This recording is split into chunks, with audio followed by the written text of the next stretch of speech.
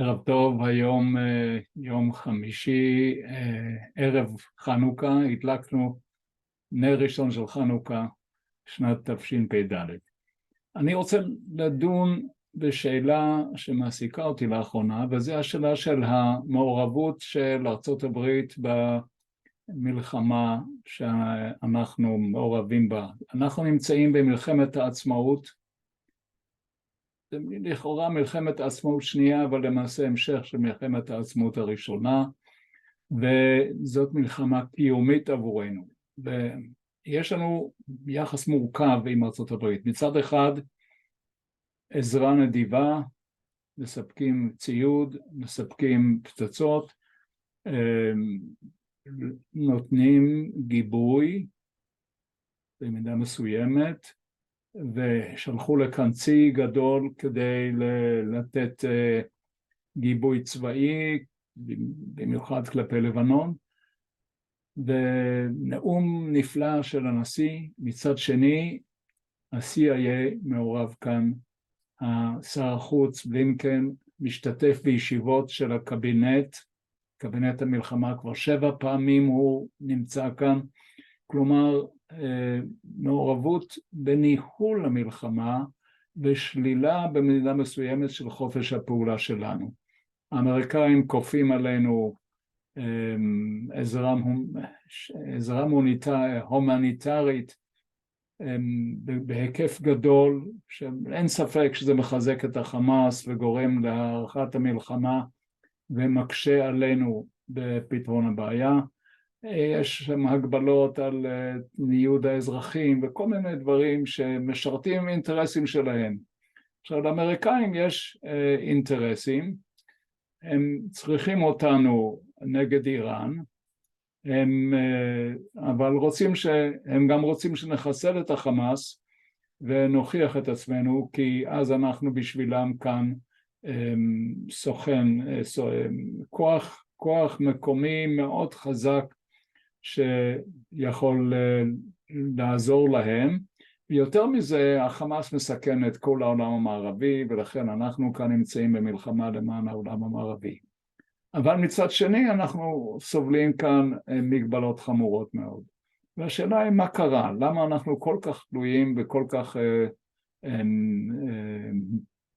זקוקים למעורבות אמריקאית? אז מצד אחד יש קשר אידיאולוגי מובהק. ארצות הברית, האבות המייסדים, ראו את עצמם כממשיכי ההתנחלות בציון, הם קראו לארצות הברית ציון החדשה. מי שנוסע יכול לראות הרבה ירושלים, הרבה בית אל, רחובות וכל מיני שמות שלקחו מכאן. יש לנו תמיכה עממית חזקה מאוד, תמיכה של האוונגליסטים וגם תמיכה של הקונגרס. אבל צריך לזכור שההיסטוריה היא לא ירח דבש. אמנם טרומן נתן אישור לתמיכה בהרצאת החלוקה בשנת 47, אבל אחרי זה הוא ביטל את התמיכה הזאת. ב-48 היה אמברגו, האמריקאים לא תמכו בנו, להפך, כשחטיבת הנגב הגיעה לאל עריש, הם דרשו מיד נסיגה. וב-1956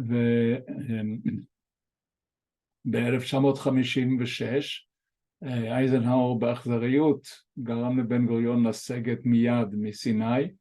ב-67 ג'ונסון, שהיה נשיא לכאורה ידידותי, אמר לאבא אבן, you are on your own, כלומר הם לא ייתנו תמיכה, ואפילו שלחו אוניית ריגול שתעקוב אחרינו, שבטעות פגעו בה, כן? בטעות במרכאות. במלחמת ההתשה, אחרי שרוג'רס השיג כאן הסכם הפסקת אש עם המצרים, שהתנאי החשוב ביותר בו היה שהם לא יקרבו את טילי הנ"מ לתעלה, הם עשו את זה באותו לילה, ואמריקה אמרה אנחנו לא יודעים ולא רואים ואין לנו מסמך. ב-73, כשהיינו במצב מאוד מסוכן, לא נתנו לנו תמיכה. הרכבת האווירית המפורסמת לא הצילה אותנו הצילו רק חיילי צה"ל, שבמסירות עצומה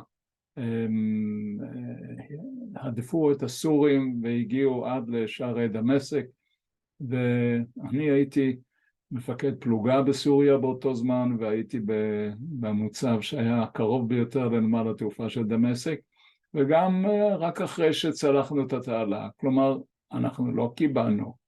ואפשר לומר שהאמריקאים מעולם לא הצילו אנשים, לא עמים אחרים או לאומים אחרים, חוץ מאשר מלחמת העולם השנייה, שגם כן הם נכנסו רק אחרי שתקפו אותם היפנים. אז מה המקור לתלות, לרומנטיזציה של הקשרים שלנו עם ארצות הברית? אני חושב שהבעיה נובעת בעיקר ממלחמת יום הכיפורים.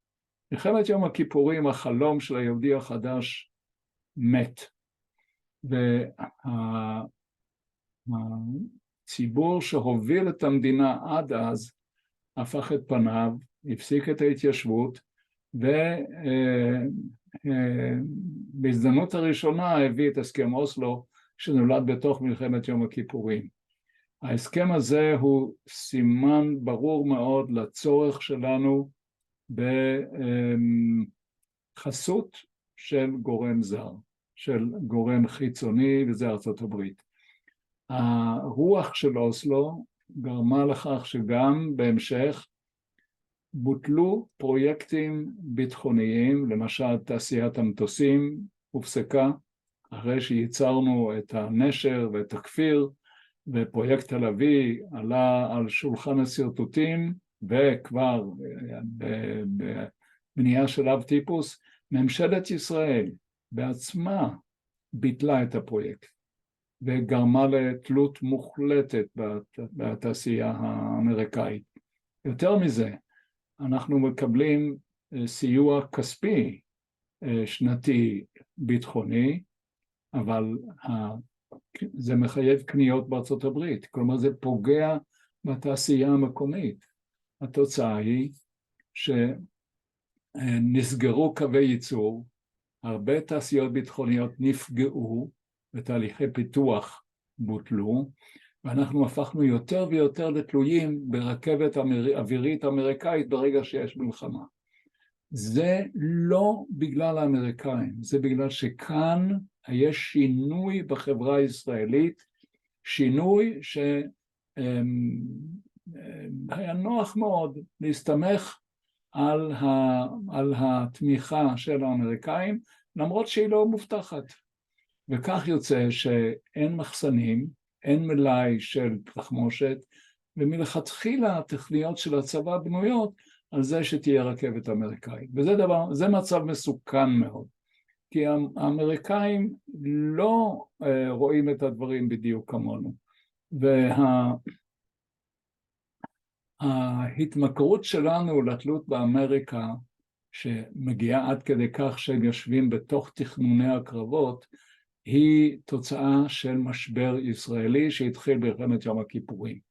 והתוצאה היא שאנחנו באופן פתולוגי עושים רומנטיזציה של היחסים שהיא לא נכונה. לאמריקאים יש אינטרסים שלהם, אנחנו לא האינטרס שלהם, הם רוצים אותנו חלשים ותלויים בהם. לא רוצים אותנו חזקים ועצמאיים לגמרי,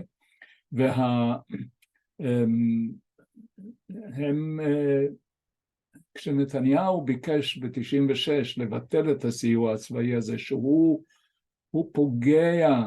פוגע בתעשייה הישראלית וגורם להתמכרות, יהודי ארצות הברית לחצו חזק מאוד לא לבטל, כי זה נותן להם כוח ויכולת להיות מעורבים, לבטא את הציונות שלהם בדאגה להספקה צבאית. אז